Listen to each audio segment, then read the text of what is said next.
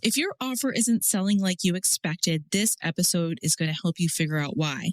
Because when a launch falls flat or a service doesn't get booked, we often jump straight to panic or assume everything needs to be changed. But that might not be the case. Sometimes it's not your offer that needs to be changed. Sometimes it's the way you're talking or writing about it or who you're talking to about it. So today I want to help you pinpoint what the real problem might be and what to do next so you can stop spinning your wheels and start seeing all your hard work bring you increased revenue. Welcome to Seven Figure Copy, the show where I teach you how to create powerful strategic messaging so you can attract high-paying clients and scale your business to the next level with ease. I'm Gina Whitehouse, your expert conversion copywriter, and this podcast is for ambitious, value-driven female entrepreneurs like you who are ready to scale from 6 to 7 figures without sacrificing what matters most, your values, your time, and your family. In each episode, we'll dive into the art of crafting persuasive words for high-converting websites and sales pages, and you'll learn strategic copy techniques so you attract premium clients and boost your revenue. This podcast was created to help you tackle the challenges of balancing family life and business growth as you take your business to the next level. If you're ready to add a trusted partner to your team, making sure your message is compelling, consistent, and impactful, then you're in the right place. Hi, I'm Gina Whitehouse, the host of the Seven Figure Copy podcast. I'm so glad that you've taken your time and decided to spend it with me here today. So today I want to talk about offers. Is it an offer problem or is it a copy problem? If you're like me, you spend hours crafting your offer, and a lot of time goes into putting a service together or a new product, right? It could even be a new low-ticket offer that you have, or even a lead magnet, or as we might call a freebie. Everything takes time and effort, and every time, you put something together, like when I put something new together, I go on social media and I post about it. I email my subscriber list and tell them about it.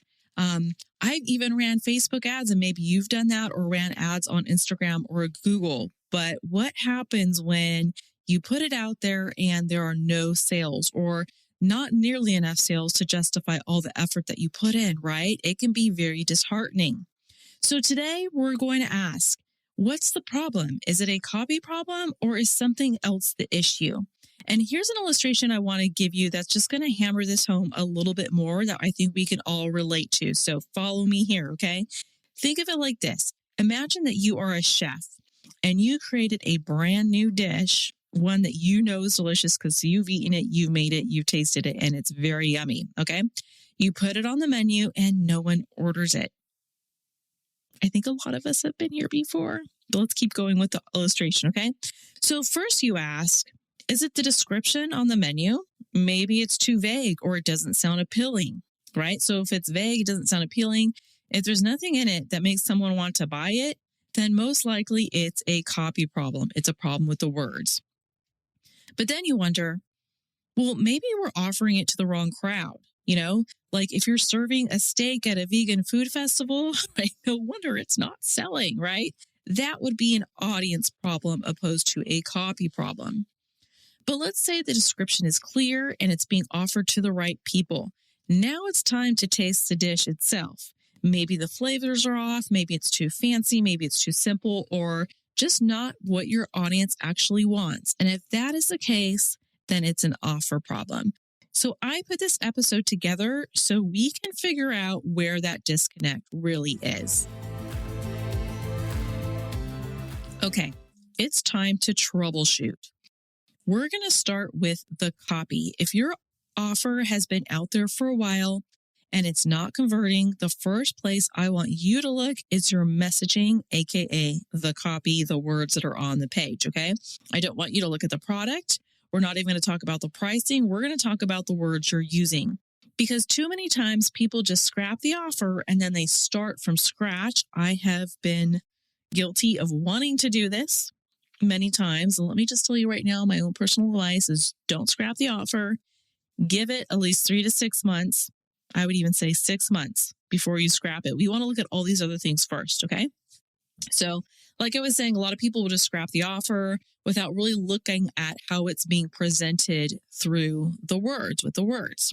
So we're going to go through some questions here that I want you to ask yourself about your offer that you have. It could be a product, a service, a program, your one-on-one coaching program, a group program, whatever it is, I want you to go through these questions. Okay, so the first one is this message focused more on me or on them? So look at the actual words on the page.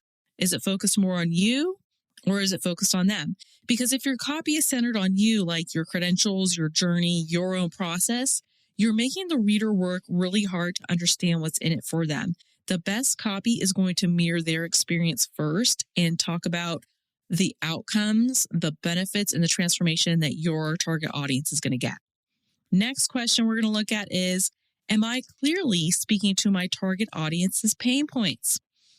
People don't buy when they are confused or unconvinced, and it has to feel like you get them. They have to hit that page, like I always say, and they need to think, wow, how did she get in my head? Right? So specific pain points need to be there. They need to be called out on that page.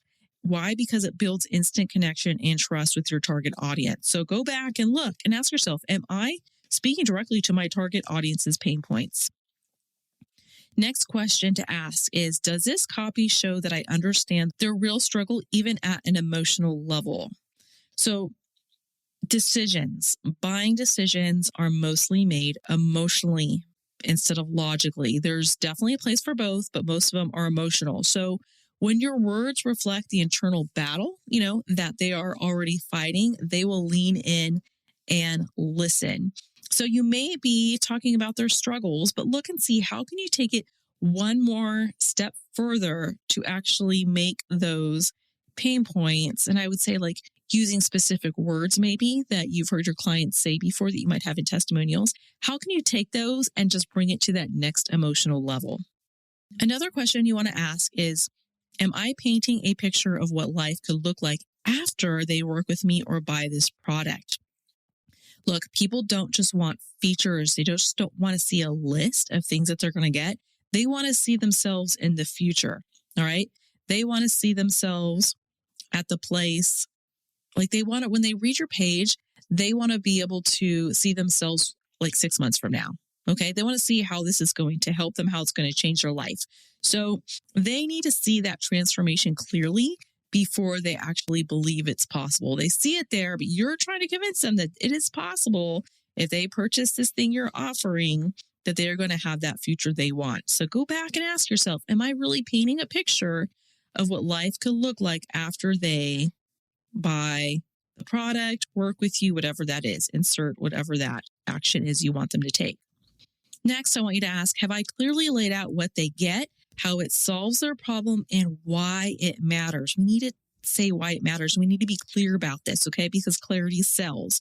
So if they can't instantly see what you offer or what your offer is and how it helps them and why it's worth it, okay, what the value of it is, then chances are they're going to walk away. If you've ever thought, I know my offer helps people, but I'm not sure if my sales page is motivating people to buy, I want you to know right now that you are not alone. Let's get you from second guessing every word to selling your service, product, or program with confidence and clarity ASAP. Today, I'm inviting you to book a 30-minute complimentary copy chat with me to find out whether you need a strategic copy audit of your existing sales page or if you need a newly written, high-converting, done-for-you sales page. Let's make your offer sell easier, attract the right fit people, and make them think, how did she get in my head? Go to the show notes to book your call today or go to my website at whitehousesm.com. So if you find yourself at this place right now where you're not making sales and your copy may be vague, generic, or focused too much on your credentials instead of the transformation, that's going to be your first fix before you ditch your offer, okay? And if you want to see examples of clear, compelling messaging that actually converts, I want you to go inside the Yes Vault. You can access the Yes Vault by going to www.whitehousesm.com/the Yes Vault. And in there, I have tons of before and after examples for you of high converting copy versus poor copy that's not really going to convert well. Let's move on now to the next troubleshooting grouping that we're going to talk about here, okay? So let's say that your copy is actually solid and it's good. You've put in the work to make it emotional, clear, and transformation focused. but still no one's buying. So the next question is, who's actually seeing it? Because great messaging still won't convert if it's in front of the wrong audience. So let's go through another set of questions that I want you to ask yourself pertaining to this offer that you have. The first question is, are the people seeing this already familiar with me and my work? Here's the thing. Cold audiences need more context and trust building than warm ones.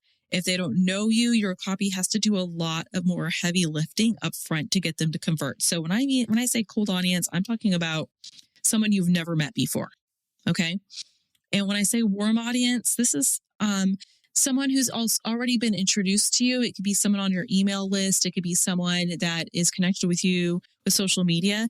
It could even be someone that maybe a previous client or customer has referred you to, right? So a lot of times if I get referred to a new client, when I meet with them, there's already a little bit of that trust factor built in because they were already told about me from someone else. Okay. So we have to look at this here. Who's looking at your offer? Is it a cold audience and a warm audience? A cold audience is just going to take longer to convert them because you have to go through that whole trust building process with them. Okay. So you're going to ask yourself, is this a warm audience or a cold audience? A warm audience really is more likely to convert. They've already had touch points with you and your brand. Cold audiences often need time, nurturing, and more clarity to say yes. Another question to ask is, are they actively looking for what I offer?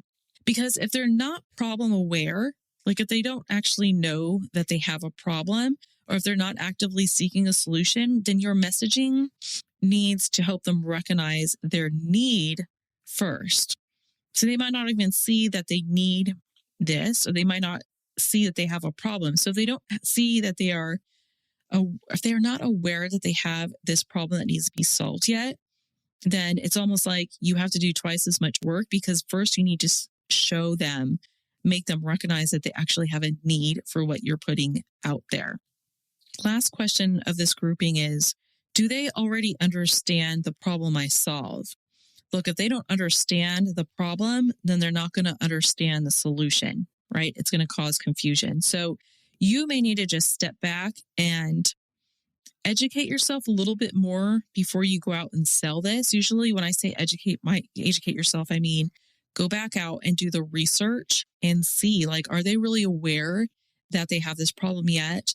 If they're not, then you really need to spend some time nurturing this audience to make them aware that they actually have a problem. Thus, they need to buy your product, group program, service, or whatever it is. So here's a quick tip I want to give you. So if you're currently trying to build your audience to bring in more customers, more clients, you don't actually always have to just rely on your own platform, let's say. So what I'm trying to say is here is that you can borrow other people's platforms. There's a few ways you can do this. So you know how I just talked about when I have a client of mine who refers me to someone else for a copywriting job and I go and speak to that person, there's also already that trust built in there because that person has referred me, right? So this goes along the same concept. So here are some ways that you can get into some other audiences of people where that trust factor is already built in a little bit. So one of them is getting featured on podcasts or in other people's newsletters, like email newsletters. So when someone receives that email in their inbox from someone they already trust and they're talking about you, that creates more of that warm audience. Same thing as if you go and talk on someone's podcast. Like even if, let's say you were on my podcast right now and one of my listeners heard you, they may automatically think, oh, if Gina trusts this person to bring her onto this podcast, then maybe I should look into this person. And they might be more open-minded to working with you or buying your product or service. Another way is to collaborate with other peers who serve a similar audience.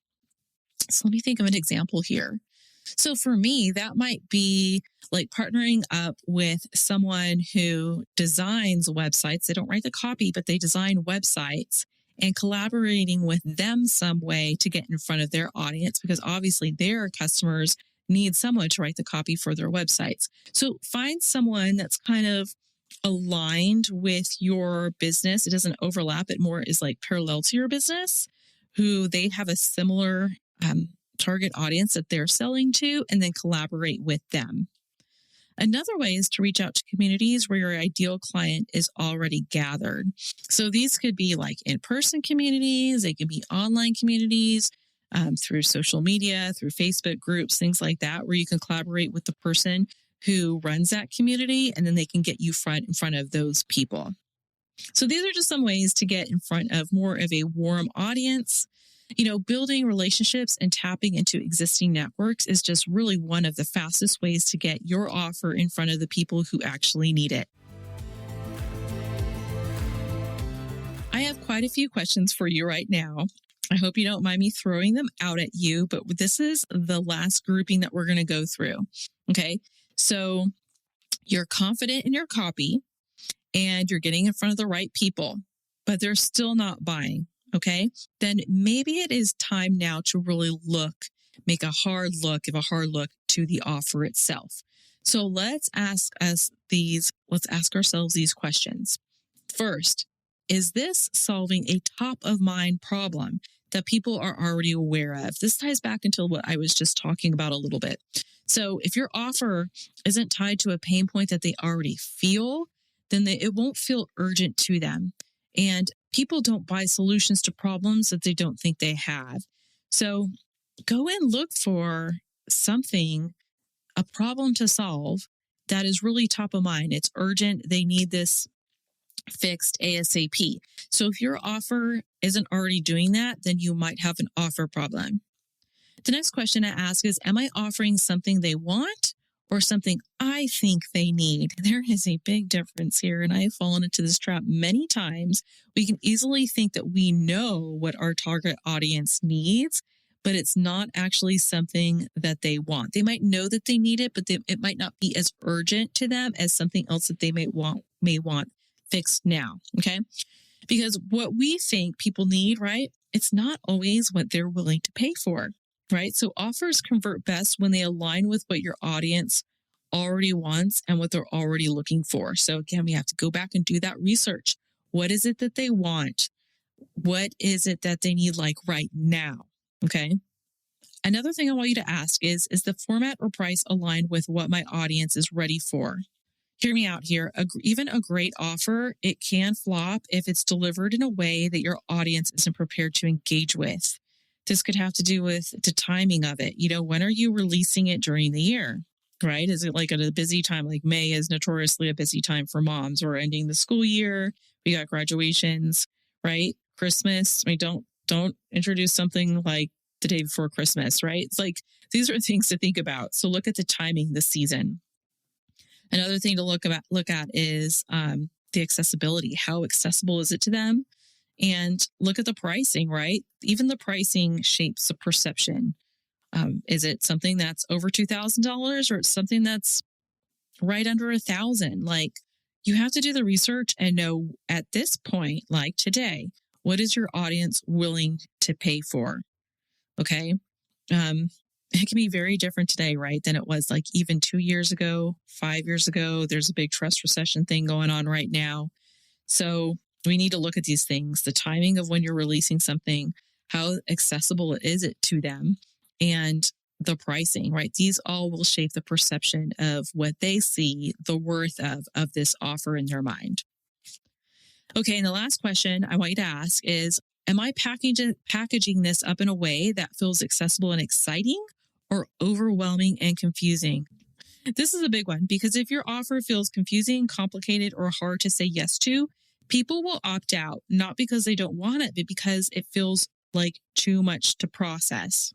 I have seen this happen actually, writing sales pages for people, someone who might have a group program, and let's say they have a group program and it goes for 2 months and they have 8 modules. Each module is released each week, but in each module, they have 10 videos.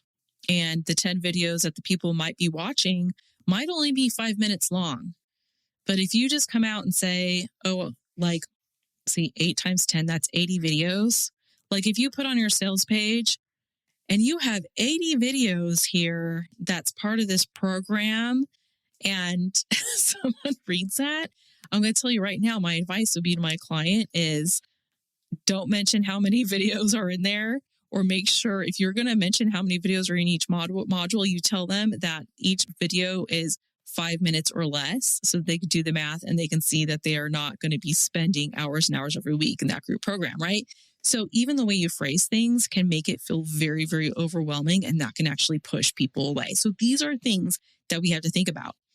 If what you're putting out there is too overwhelming and it's confusing, people will walk away and they'll find something else that feels less confusing and overwhelming, right?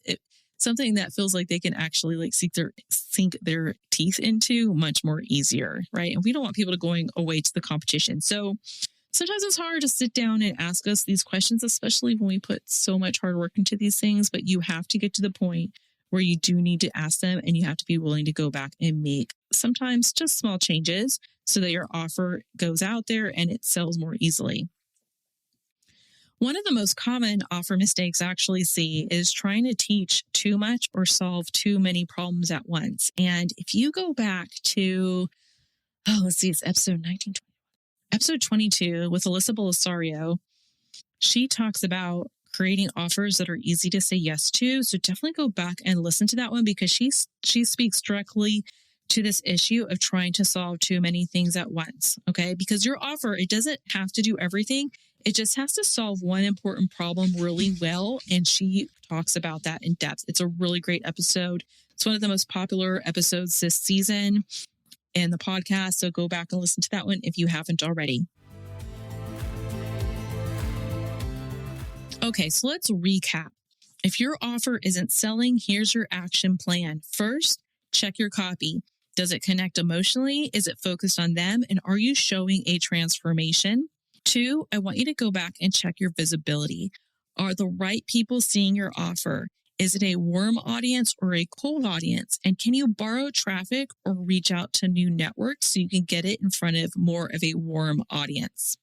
And then lastly, this is when I want you to go back and check the offer.